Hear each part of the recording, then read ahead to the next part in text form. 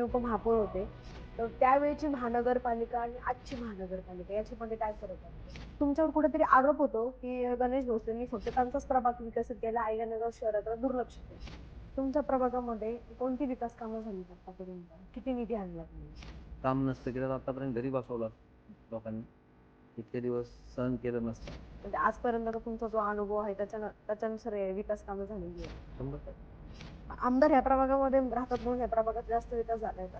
अजून काय तुमच्या असे आहे बाबा स्वप्न की माझ्या या प्रभागामध्ये पूर्ण करायचे आहेत, मला आता संधी मिळाल्याच्या नंतर पूर्ण करायची? मी दोन्ही साईडनी फुटपाथ असले पाहिजे, त्याला मधून डिवायडर असले पाहिजे, मधून लाईट्स असले पाहिजे. पक्षाच्या काही कामकाजावर तुम्ही नाराज आहात म्हणून तुम्ही दूर आहात. पक्ष एवढा प्रगती करतोय नगर शहरामध्ये.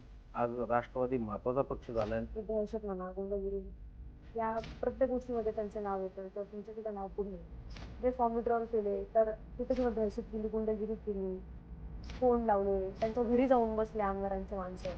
गणेश भोसले जे आहेत ते आमदार का त्याचे दावेदार आहेत? संग्राम भाई आमदार आहे, मी आमदार आहे, एकच. ते आता उमेदवार जे आहेत ते बऱ्यापैकी त्यांचे पण दोन मतभेद आहेत बिंगो वगैरे. मला नाही.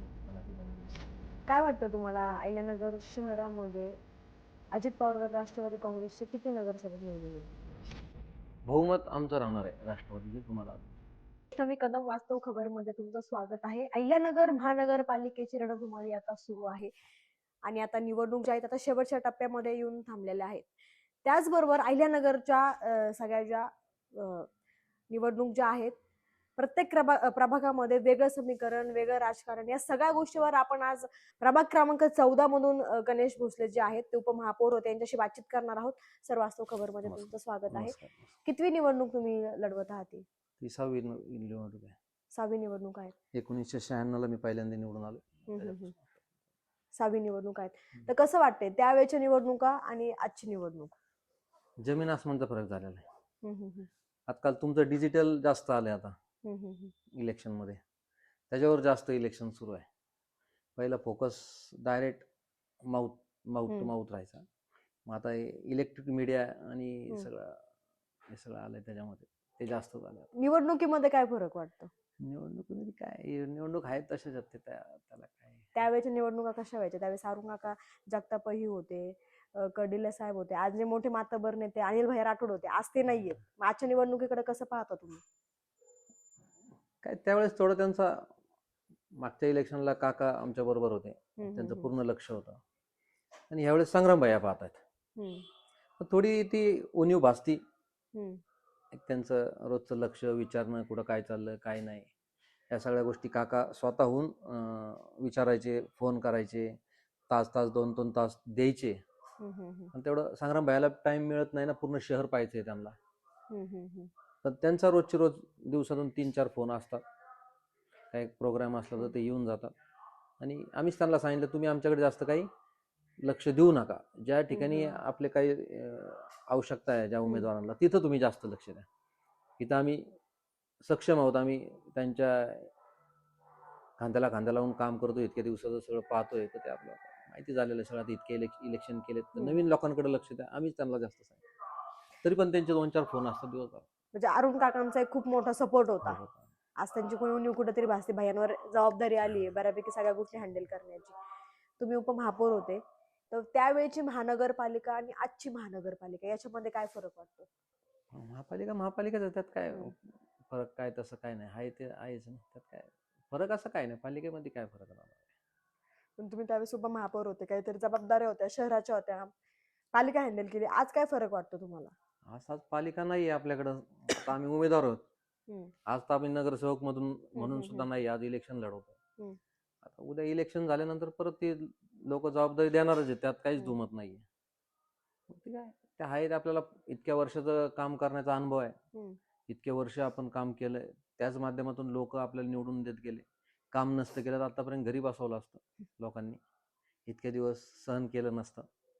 आणि आता बी मला पूर्ण खात्री आहे की मोठ्या मताधिक्याने लोक या ठिकाणी मला निवडून देतील, आणि मलाच नाही तर उरलेल्या 3ही उमेदवाराला नगर शहरात सगळ्यात चांगला लीड या प्रभागात राहणार आहे.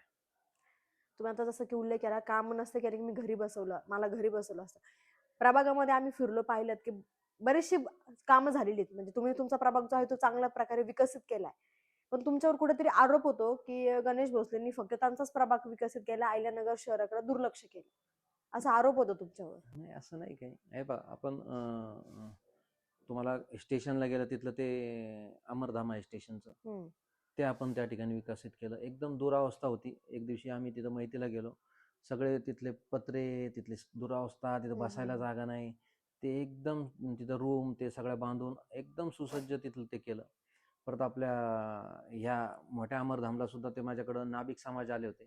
ते ज्यावेळेस ते केस काढतात तिथं, म्हणजे मयत झाल्यावर दशक्रियाला, त्यांना ती जागा नसायची, अशी ती कुठेतरी घाणीत बसून ते काढावं लागायचं. त्यांना सुद्धा तुम्ही आता पहा, ते एक शेड त्या ठिकाणी उभा केलं. आपण बऱ्याच ठिकाणी त्या विसर्जनच्या कुंडाची सुद्धा आपल्या नगरसेवकांना मी म्हणलं तुम्हाला पाहिजेत का, तर ते कुणी मागणी केली नाही. नगर शहरामध्ये स्वच्छता मोहीम जी आहे, मी उपमहापौर झालं त्याच दिवशीपासून आपण पूर्ण शहरामध्ये आपण राबवली, आणि पूर्ण 2.5 वर्ष एकदाही खाडा नाही एक दिवस बी. ही नगर शहरामध्ये ती आपण सुरुवात केली त्या स्वच्छता मोहीमला. त्यावेळेस ते 100-150 लोक, गाड्या, ट्रॅक्टर, JCB हे सगळं घेऊन लवाजमा घेऊन आपण ते सुरुवात केलेली, आणि आजपर्यंत ते सुरू आहे. तुमच्या प्रभागामध्ये कोणती विकास कामं झालीत आतापर्यंत? किती निधी आणला तुम्ही? आपल्या प्रभागामध्ये तुम्हाला सांगतो, नगर शहरामध्ये जे जे कामं नाही आहेत ते आपल्या प्रभागामध्ये इथं झाले. तुम्हाला आमदार साहेबाच्या माध्यमातून जे हॉस्पिटल आलं, त्याच्यासाठी आम्ही पाठपुरावा केला. त्यांना ते जागेसाठी ठराव या सगळ्या गोष्टी केल्या, आणि ते हॉस्पिटल आज मोठ्या दिमाखात नगर शहरामध्ये उभा आहे. हे 30 कोटी रुपयाचं हॉस्पिटल आज 50-60 वर्षाच्या काळामध्ये नगर शहराला कुणीच देऊ शकलं नाही. आणि आमदार साहेबाच्या माध्यमातून आमच्या प्रयत्नांनी, आमच्या सर्व नगरसेवकाच्या प्रयत्नांनी हे आम्ही आपल्या भागामध्ये आणण्यात यशस्वी ठरलो. आणि आज ते दिमाखात उभा आहे. ते हॉस्पिटल म्हणजे एक प्रायव्हेट हॉस्पिटल सुद्धा लाजवेल असं सुंदर कोणी म्हणणार नाही पालिकेचं हॉस्पिटल आहे. तुम्ही विचार करा की गेले 50-60 वर्ष झाले पालिकेला हॉस्पिटल नव्हतं. आज ह्या जिजामातेच्या नावाने त्या हॉस्पिटल आज उभा राहिले. देशपांडे हॉस्पिटल पण आहे ना, पण त्याची दुरावस्था जर बघितली तर खूप बेकार झाली. देशपांडे हॉस्पिटल हे आपल्याला दान मिळालेलं आहे, आणि त्याच्यामध्ये आपण ते हॉस्पिटल चालू केलेलं आहे, आणि त्याची बी आज अवस्था खराब आहे. पण आता हे जे हॉस्पिटल एकदम सुंदर, प्रायव्हेट रूम आहेत त्याच्यामध्ये, सेमी प्रायव्हेट आहे, जनरल वार्ड आहे, जे पेशंट बरोबर लोक आहेत त्यांना आराम करण्याची व्यवस्था आहे, कॅन्टीन आहे, त्याच्यामध्ये 3-3 लिफ्ट आहेत, ऑपरेशन थिएटर आहे 2-2, 3-3. या सगळ्या गोष्टी आपण तिथं, म्हणजे प्रायव्हेट हॉस्पिटलला असतं त्याच्यापेक्षाही सुंदर हॉस्पिटल आज या ठिकाणी उभं आहे. आणि त्या माध्यमातून आज बाळासाहेब देशपांडेला फक्त प्रस्तुतीच व्हायच्या महिलांच्या, इथं सगळ्या आजारावर आपण तिथं करणार आहे. त्यात आमचा मानस आहे की MRI झाला, स्कॅन झालं, एक्सरे झाला, तुमच्या ब्लड टेस्ट झाल्या, तुमच्या डायलिसिस झालं, महागड्या टेस्ट असतात ब्लडच्या, त्या झाल्या. म्हणजे सगळ्या गोष्टी त्या ठिकाणी आपल्याला आणायच्यात, आणि फक्त एक 10 रुपयाच्या केस पेपरमध्ये हे सगळं झालं पाहिजे गरीब माणसाचं, सामान्य माणसाचं. हे असं आमचा मानस आहे. आज ते टेक्निशियन फक्त लागतात, त्याला लई मोठ्या डॉक्टर लागत नाही. मशीन असती, एक्सरे झाले, MRI स्कॅन करायचा असेल तर फक्त त्याला टेक्निशियन असतं जास्त महत्वाचे. ते फक्त असले एखादे ते सगळं मशीन चालवतात. ते याला काय लई त्याच्या पाठीमागं जास्त नाही, फक्त त्याला तिथलं ती रूम त्या चांगल्या पाहिजेत आणि मशिनरी पाहिजे. हे आम्ही त्या ठिकाणी आणणार, आणि एकदम सामान्य जनतेला या ज्या महागड्या टेस्ट आहेत हे मोफत त्या ठिकाणी आम्ही देण्याचा प्रयत्न करणार. काय वाटतं तुम्हाला, अहिल्यानगर शहरामध्ये अजित पवार गट राष्ट्रवादी काँग्रेसचे किती नगरसेवक निवडून येतील? बहुमत आमचं राहणार आहे राष्ट्रवादीचे, तुम्हाला आज मी सांगतो. किती येतं आकडा नाही सांगत, पण बहुमत हे राष्ट्रवादी सर्वात जास्त सीट नगरमध्ये राहणार आहे, आणि युतीचं राष्ट्रवादी BJPचा महापौर त्या ठिकाणी बसणार आहे. म्हणजे राष्ट्रवादी का BJP, नेमकं कोणाचा, BJPचा का राष्ट्रवादीचा? राष्ट्रवादीचा. राष्ट्रवादीचा महापौर बसणार. हो. महापौर कोण ठरवतं? महापौर आता श्रेष्ठ ठरवतात. म्हणजे श्रेष्ठ कोण? आमदार झाले, माझे खासदार झाले, ते ठरवणार. संग्राम पालकमंत्री झाले, हे बसून ते ठरवणार. संग्राम जगताप यांनी आमदार आहे, तुम्हाला शब्द दिलाय का महापौर पदाचा? नाही, आजपर्यंत कोणालाही त्यांनी शब्द दिलेला नाही, आणि कोणी त्यांच्याकडे शब्द बी घेतला नाही. हे पहिल्यांदी निवडून यायचं असतं. आज जर उद्या आरक्षण महिलाचं पडलं तर आम्ही काय करणार आहे शब्द घेऊन? आरक्षणच पडलं नाही आजपर्यंत महिला महापौर पदाचं. पण महापौर पद जे त्याच्या नावामध्ये तुमची चर्चा चालू आहे नगर शहरामध्ये. चालू राहत आहे. आता ते शहरामध्ये सगळ्या प्रभागात गेलं तर ते एक महापौर तयार आहेत सध्याला. तसं मी बी तयार लोकांनी केलाय, मी नाही झालो तयार. तुम्हाला जर संधी मिळाली तर आवडणार नाही का महापौर व्हायला? कोणाला नाही आवडणार, सगळ्यांना आवडणार. काम करायला हम्म. इतके वर्ष आपण करतोय हम्म. पालिकेमध्ये, 5-5, 6-6 टर्म, 25-25, 30-30 वर्ष झाले. हम्म. आणि हे जर एवढं मोठं पद मिळालं ते नक्कीच आवडेल काम करायला. तुमच्या पक्षावर विरोधक अनेक प्रकारे टीका करतात, आरोप करतात, त्याकडे कसं पाहता तुम्ही? काय आरोप करता? अनेक आरोप करतात. आता महापालिकेमध्ये घोटाळा वगैरे केला. हे पहा, विरोधकाचं कामच असतं आरोप करणं. मी विरोधात असलो की मी तेच करणार आहे. हम्म. मग त्यांनी आरोप नाही केलं तर मग करतील काय ते? आज नगर शहरामध्ये 50-50 वर्ष झाले हे रोड नव्हते. आज तुम्ही पाहता सगळ्या नगर शहरामध्ये इतके चांगले सुंदर रस्ते चाललेत, कॉन्क्रीट रस्ते झाले, महत्वाचे रस्ते कॉन्क्रीटीकरण झाले. हे 50 वर्षामध्ये कोणी करू शकलं नाही. आणि आणि केलं तर भ्रष्टाचार केला, नाही केलं तर काम नाही केलं. हे आरोप होत राहतात, त्याला काय एवढं त्याच्याकडे. तुमच्या बरोबर प्रत्येक वेळेला अनेक सोमगडी बदलतात. आता यावेळी भगवान फुलसौंदर आहेत, तर त्याबद्दल काय वाटतं तुम्हाला? मागच्या वेळेस आम्ही 4 जण होतो, यावेळेस शीतलताई नाही आहेत, त्यांच्या जागेवर ते भगवानराव फुलसौंदरांच्या मिसेस आल्या. आता हे त्यांची इच्छा होती, बाकीचे सगळं त्यांच्या मित्रमंडळी, त्यांचा शिष्टमंडळ आमदार साहेबांकडे गेले आणि त्यांनी सांगितलं की असं असं घ्या, आपण विकास कामाच्या माध्यमातून आम्हाला सुद्धा तुमच्याकडे यायला आवडेल. आणि हे निर्णय आमदार साहेबांनी त्यांच्या राजकारणाच्या हिशोबाने घेतलाय. भगवान फुलसौंदर यांना पक्षात घेताना अनेक राजकीय घटना घडल्या, त्यामध्ये तुमचा देखील विरोध होता, अशा चर्चा आहेत अहिल्यानगर शहरामध्ये. नेमकं काय काय तथ्य आहे या गोष्टीमध्ये? आम्ही त्यांना आमदार साहेबांवर पूर्ण निर्णय ठेवला होता. तुम्ही जर हे दगड दिला त्याला आम्ही घेऊन निवडून आणू. आमचं त्याच्यामध्ये काहीच नव्हतं, म्हणजे ह्याला द्या त्याला द्या किंवा ह्याला घ्या किंवा नाही, काहीच नाही. आम्ही त्यांना सांगितलं तुम्ही जो देता त्याला आम्ही बरोबर घेऊन त्याला निवडून आणायचं काम हे आमच्या तिघांचं राहील. त्यांनी ते दिले आम्हाला, काही त्याच्यामध्ये नाही. ते राजकारणात आता आम्ही शिवसेनेत होतो, राष्ट्रवादीत आलो, ते बी शिवसेनेत होते, राष्ट्रवादीत आले. भागानगरे शिवसेनेत होते, राष्ट्रवादीत आले. आपले चोपडा शिवसेनेत होते, आम्ही सगळे शिवसेनेच होतो नाही. तेच काय, आम्ही नाही काय आलो, मग ते आले तर काय कुठं बिघडलं? आज तुमच्या या प्रभागामध्ये ते महापौर होते पहिले, तुम्ही उपमहापौर होते, म्हणजे आता विकास कसा होणार आता या प्रभागाचा? झालाय ऑलरेडी विकास, बऱ्यापैकी दिसतोय आम्हाला. आम्ही एंट्री करताना बघितलेलं आहे की इथं बाहेर बघितलं तर योगाचे तुम्ही पुतळे वगैरे लावलेले आहेत. तिकडे बऱ्यापैकी रस्ते पण चांगले आहेत, म्हणजे धूळमुक्त वाटतं. पण तिकडं जर दुसऱ्या साईडला फिरलो तर पूर्ण शहरामध्ये धूळ आहे. तर याकडे कसं पाहता तुम्ही? या प्रभागामध्ये 14 प्रभागामध्ये आपण हॉस्पिटल तुम्हाला सांगितलं, ज्येष्ठ नागरिक आम्ही 3 केलेत, या भागात 2 केले, सारसनगरला 1 केलाय. त्या ज्येष्ठांसाठी तिथं रोज ज्येष्ठ नागरिक तिथं जातात, बसतात, त्यांचे वाढदिवस साजरे करतात, त्यांच्या काय आपल्या अडीअडचणी आहेत, सुखदुःखाच्या गोष्टी एकमेकाशी शेअर करतात. आणि त्या माध्यमातून सर्व ज्येष्ठ एकत्र आलेत आज आपल्या प्रभागात. ते गणपती साजरा करतात, नवरात्र करतात, आपली आपले शिवजयंती साजरी करतात, आंबेडकर जयंती साजरी करतात, झेंडावंदन करतात 26 जानेवारी, 15 ऑगस्ट. इतके चांगले, म्हणजे आज इतकं म्हणजे मुलांपेक्षा बी ज्येष्ठ नागरिक हे सगळे ऍक्टिव्हिटीज करायला लागले त्या माध्यमातून. त्याचबरोबर आम्ही महिला हॉल केले.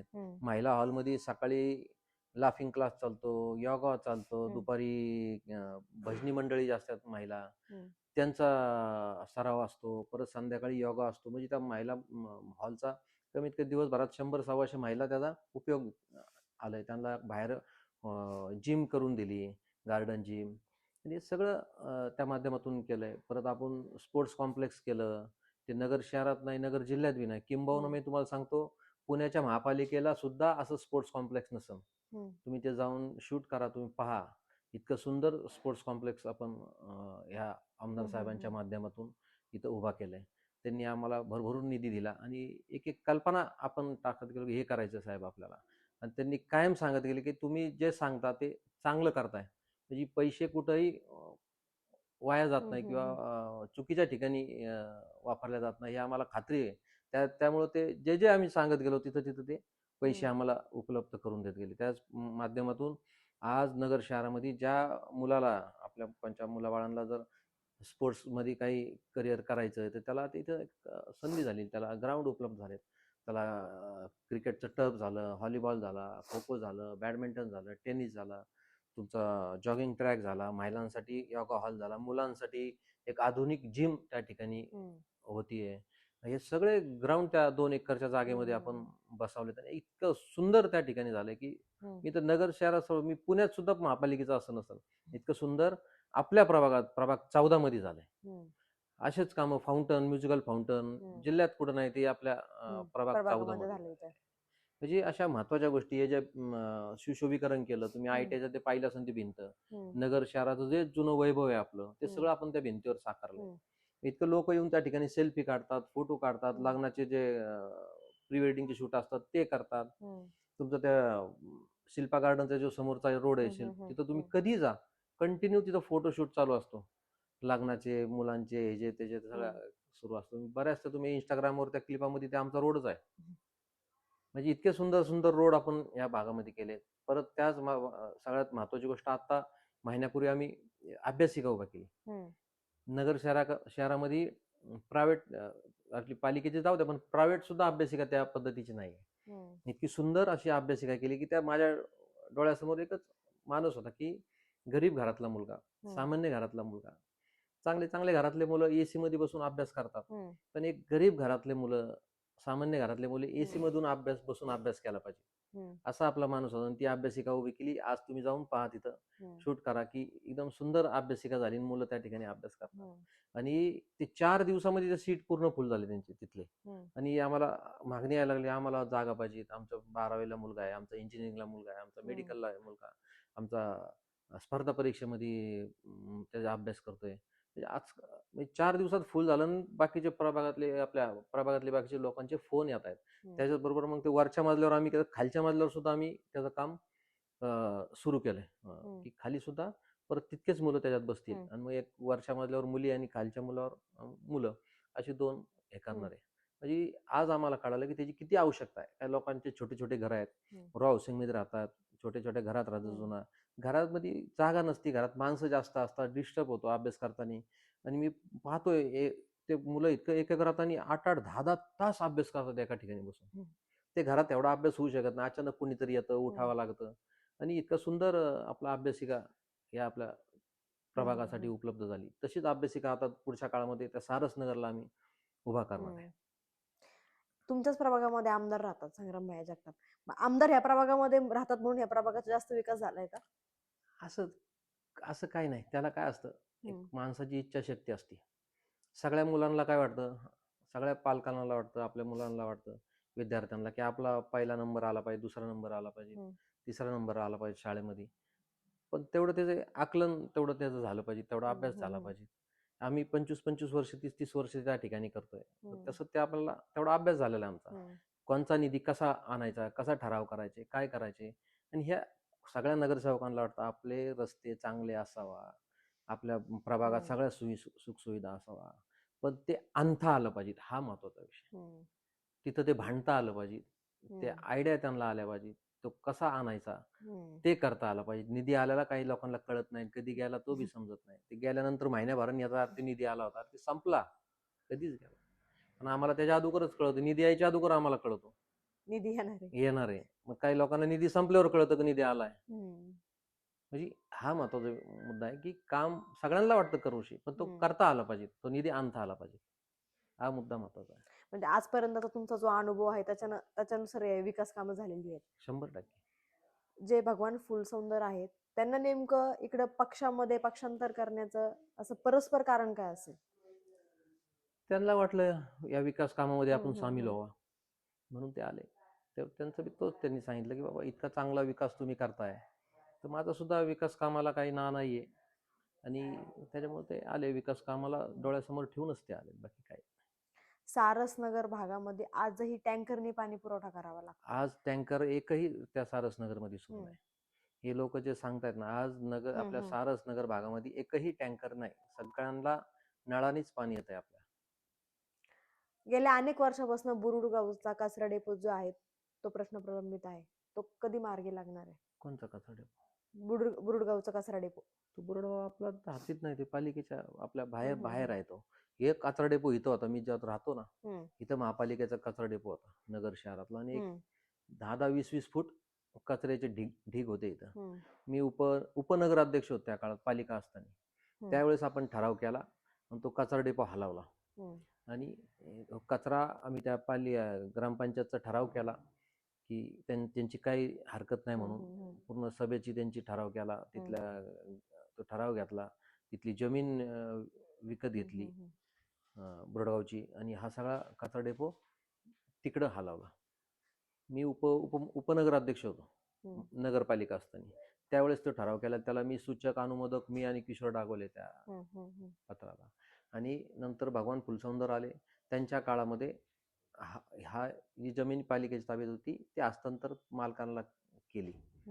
आणि त्यावेळेसपासून हे इथं आज ते कचरा डेपोचं हे नंदनवन झालंय. आजपर्यंत तर विकास कामं झालेलीच आहेत, तर आता इथून पुढं जर पुन्हा एकदा संधी मिळाली तर कोणतं विजन घेऊन तुम्ही आता जनतेसमोर जाणार आहात, आणि अजून काय तुमचे असे आहेत बाबा स्वप्न की मला या प्रभागामध्ये पूर्ण करायचे राहिलेत, मला आता संधी मिळाल्याच्या नंतर पूर्ण करायचे? आज मला माझ्या डोळ्यासमोर जो इम्प्रेल हॉटेल, हे बुरडगाव रस्ता जो आहे आपल्या पालिकेच्या हद्दीपर्यंत, हा रस्ता कोठी एश पॅलेस जसा रस्ता आहे तसा कॉन्क्रिटीकरण करायचा मेन महत्वाचा विषय आहे. म्हणजे दोन्ही साईडनी फुटपाथ असले पाहिजेत, त्याला मधून डिवायडर असले पाहिजेत, मधून लाईट्स असल्या पाहिजेत.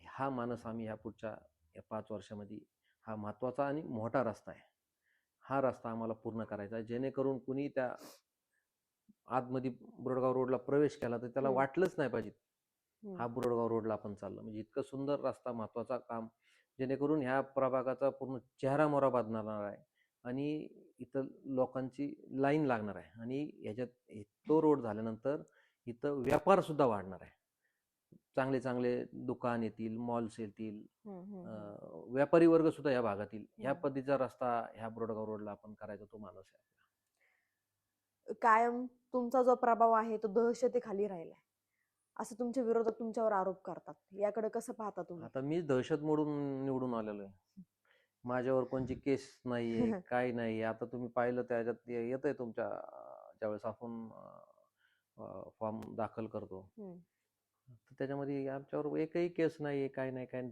दहशत करायचा माझा विषयच नाही. माझं उलट मी दहशत मोडून या ठिकाणी निवडून आलेलो आहे.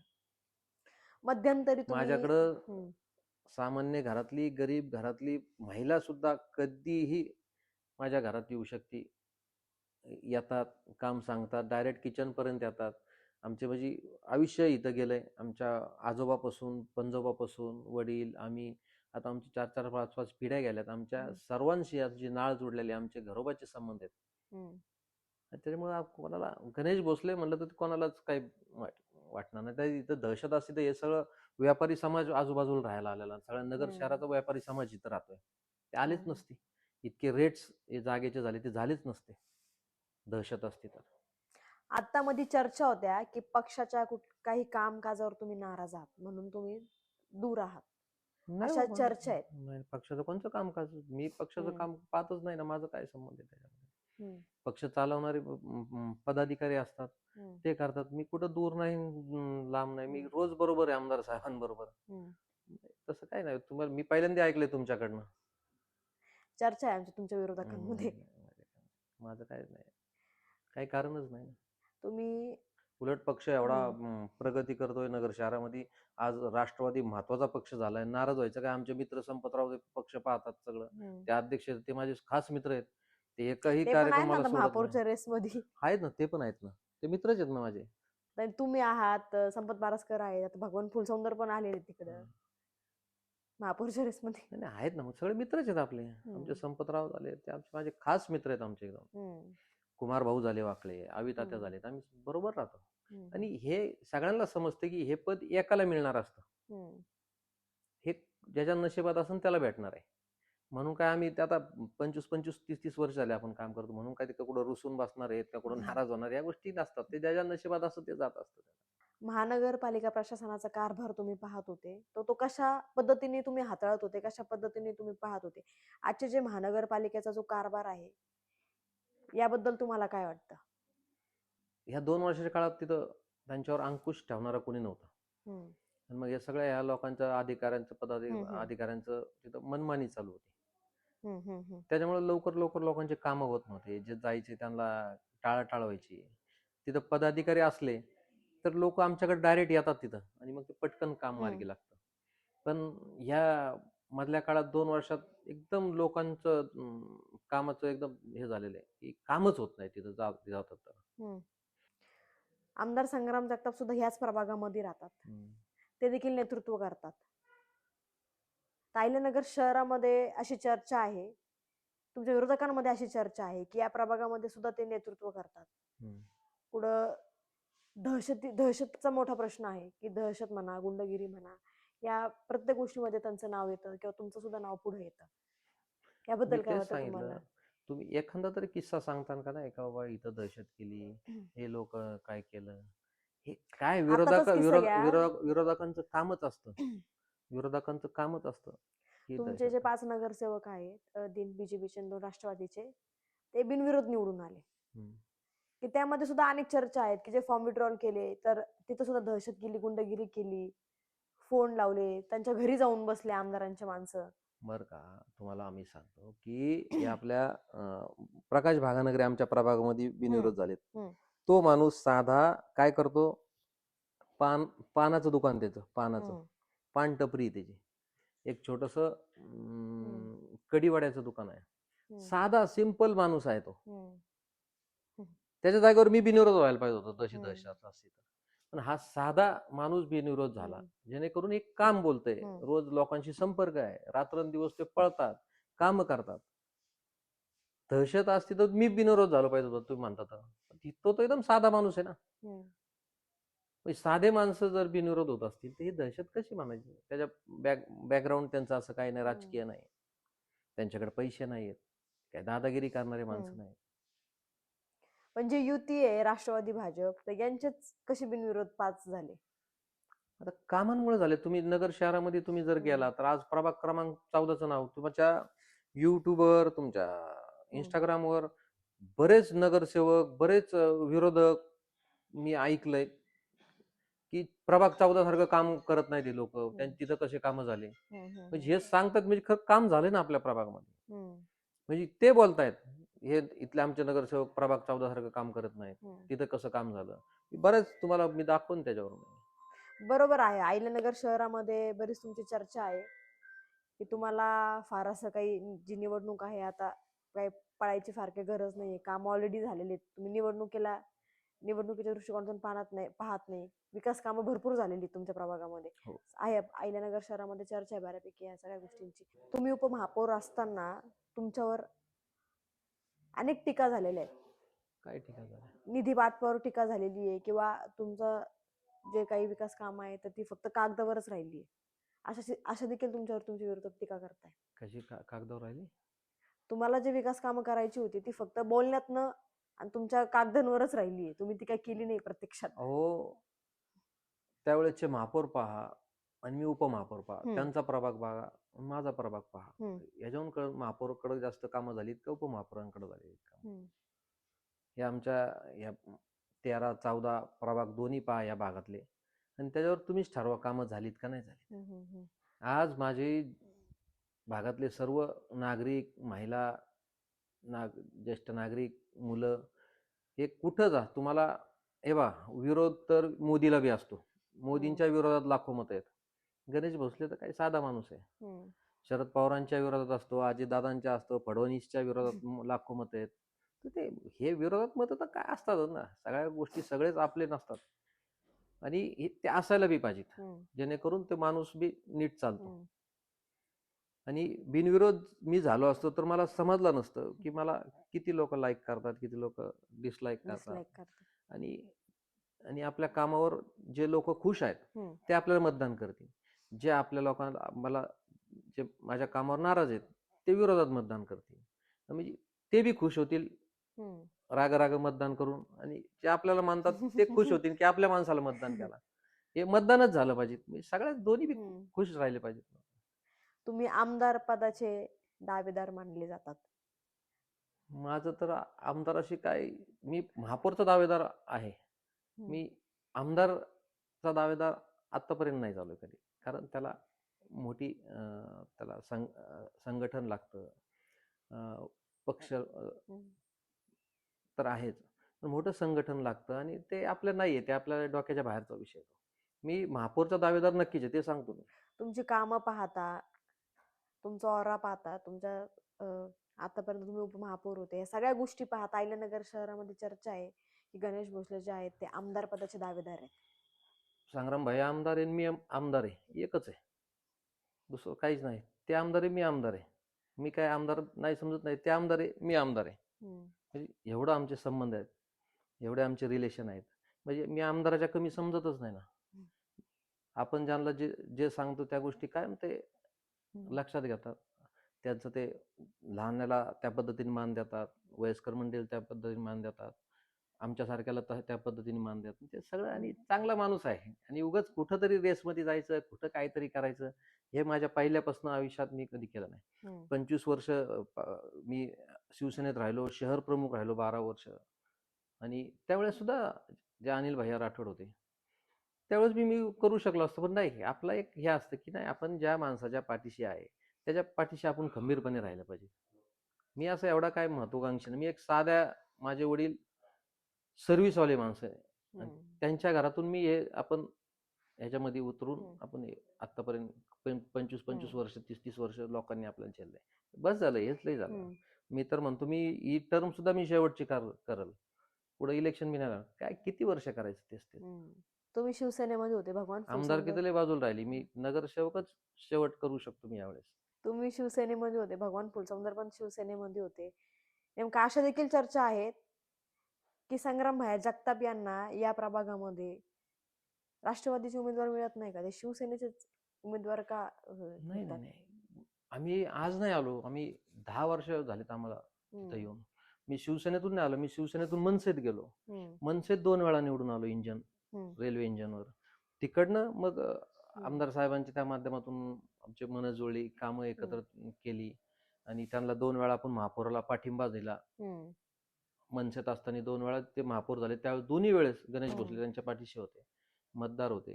आम्ही त्यांच्याच बरोबर राहिलो, त्या माध्यमातून आमचं मन जुळली, एकत्रित काम केलं, मग आम्ही राष्ट्रवादीत आलो. आता राष्ट्रवादीत माझी दुसरी इलेक्शन आहे. भगवानराव आत्ता आले आणि भागानगरे माझ्याही पहिले आले, राष्ट्रवादीत गेले. चोपडान मी बरोबर आलो.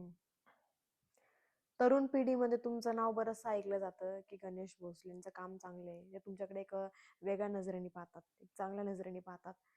आणि नगर शहराची जर परिस्थिती जर बघितली तर तुम्हाला आता माहितीच आहे, बिंगो म्हणा, मटका, दारू, ह्या सगळ्या गोष्टींचा एकदम उच्छाद आहे नगरमध्ये. तरुण पिढी जी आहे ती बऱ्यापैकी वाया जाते. तर याकडे कसं पाहता, तुम्हाला याबद्दल काय वाटतं? या तरुण पिढीने ह्याच्यापासून लांब राहिलं पाहिजे, या गोष्टीकडे वळले नाही पाहिजे. किती लोकांचे घर ह्याच्यामध्ये बर्बाद झाले हे आपण पाहिलं पाहिजे. गरीब गरीब घरातले मुलं ह्याच्याकडे कधी कधी वळतात. हे पहा, हे काय ह्या गोष्टीचे हे आज नगरमध्ये किंवा भारतामध्ये किंवा महाराष्ट्रामध्ये आलं नाही. हे वर्षानुवर्ष झालेत, 50 वर्षापासून 60 वर्षापासून, जसं भारत स्वातंत्र्य तेव्हापासून आहे किंवा त्याच्या अगोदर सुद्धा या सगळ्या गोष्टी आहेच. तर पुढं कमी जास्त आहे, पण ह्याच्यावर अंकुश ठेवणं हे महत्वाचं आहे, ते झालंच पाहिजे. कुठेतरी नगर शहरातल्या या सगळ्या गोष्टींना, बिंगोचे धंदे म्हणा, मटका म्हणा, आमदारांचं अभय असं म्हणतात. आणि बरं, ह्या आमदाराच्या अगोदर समजा हे ज्यावेळेस आमदार नव्हते त्याच्या अगोदर हे गोष्टी नव्हत्या का? मटका नव्हता का, दारू नव्हती का, पत्त्याचे क्लब नव्हते का, सोरट नव्हती का, हे आल्यापासून सुरू झालं. पण बिंगोचा प्रकार आता कुठेतरी पण जास्त आता नवीन आलं नाही विषय. बिंगो त्या काळात आपले जे आता नव्हता. उमेदवार जे आहेत ते बऱ्यापैकी त्यांचे पण 2 नंबर धंदेच आहेत, बिंगो वगैरे. मला नाही माहिती कोणाचे धंदे आहेत ते, माझे नाही. मला त्या गोष्टीत आपल्याला नाही बी, ते आपल्याला समजत बी नाही. आणि हे वर्षानुवर्षापासून चालत आलेले ह्या गोष्टी, फक्त त्याच्यावर अंकुश लावणं, म्हणजे त्याला कंटिन्यू त्याच्यावर काहीतरी कारवाई करणं ह्या झाल्या पाहिजेत. आणि त्या आमदार साहेब हमेशा ते करतात, पोलीस डिपार्टमेंटला भेटतात, SP ला भेटतात आणि त्याच्यावर कारवाई करण्याचा प्रयत्न करतात. तुम्ही राजकारणामध्ये संधी साधूपणा करतात असा देखील आरोप आहे तुमच्यावर. संधी साधू म्हणजे नेमकं काय? म्हणजे संधी मिळाली राष्ट्रवादीत, पहिले शिवसेनेमध्ये होते, म्हणजे संधी मिळाली की नाही नाही नाही नाही, मी शिवसेनेत, मी तेच सांगितलं तुम्हाला, मी शिवसेनेत 12 वर्ष शहर प्रमुख होतो. मी 25 वर्ष, म्हणजे जसं मला कळालं अनिल राठोड त्यावेळेस आमदार नव्हते आणि त्यावेळेस आमदार खासदार दुसरे यायचे, जर मी संत साधू असतो तर शिवसेनेत नसतो गेलो, मी दुसऱ्या जो हम्म, सत्तेवर पक्ष आहे त्यांच्याकडे गेलो असतो. हम्म, मी शिवसेनेत काम केलं. मी एक हिंदुत्वाच्या विचाराने, बाळासाहेबांच्या विचाराने शिवसेनेत गेलो. हम्म, आणि त्यावेळेसपासून आम्ही भगवा झेंडा घेऊन खरं आलो मी बाळासाहेबांच्या विचाराने. हम्म, त्यांच्या विचाराचा मी पहिल्यापासून फॅन आहे. हम्म, मी त्यांचे भाषण ऐकायला मी तुळजापूर म्हणा, मुंबई म्हणा, ठाणे, नाशिक, आजचं संभाजीनगर, हम्म, मी त्या काळामध्ये म्हणजे माझं वय बी कमी होतं. त्या काळामध्ये इतके त्या म्हणजे भाषणावर आम्ही हे होतो त्यांच्या त्यांच्या हिंदुत्वावर. हम्म.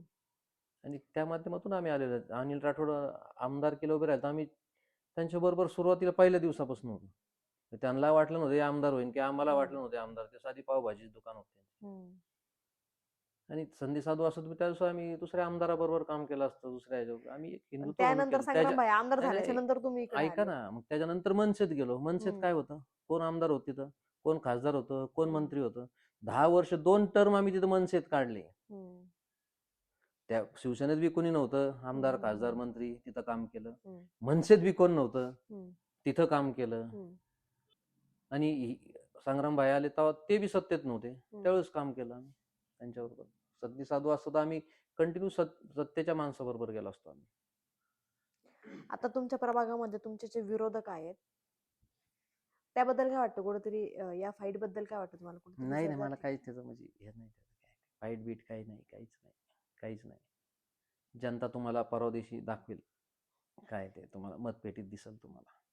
सामान्य, तुम्ही आता उल्लेख केला की तुमचे वडील एक सर्व्हिसमॅन होते, एक सामान्य कार्यकर्ता ते उपमहापौर, हा तुमचा प्रवास कसा होता? खडतर होता, संघर्षाचा होता. हम्म, आणि आता कुठंतरी सेटल झालंय. हम्म, पण आम्ही पहिल्यापासून संघर्ष करण्याची आमची हम्म, हे पहिल्यापासून ते संघर्ष आमच्या वाट्याला आम्ही ते करत राहतो. म्हणजे आम्हाला ते शांत बसवत नाही. आम्हाला कंटिन्यू जनतेत जायचं, जनतेचे काम करायचे. जसा सामान्य कार्य करत होतो त्याच पद्धतीचा आज बी मी कार्यकर्ता समजतो. मी आज बी कुठं काय असं मोठा झालं नाही असं काय नाही. काय विकसित प्रभाग म्हणून प्रभाग क्रमांक 14 कडे पाहिलं जातं. पाणी, ड्रेनेज, रस्ते या मूलभूत गरजा सोडूनही अजूनही गरजा, हॉस्पिटल म्हणा, अभ्यासिका म्हणा, त्यांनी या गोष्टींचा विकास कशा प्रकारे केला, या सगळ्या गोष्टींची आपण आज जे माजी महापौर आहेत गणेश भोसले यांच्याशी संवाद साधलेला आहे. त्यांनी वेळात वेळ काढून वास्तव खबरशी संवाद साधला. त्यांचे मी मनापासून आभार मानते. तुर्तास इथंच थांबते. धन्यवाद.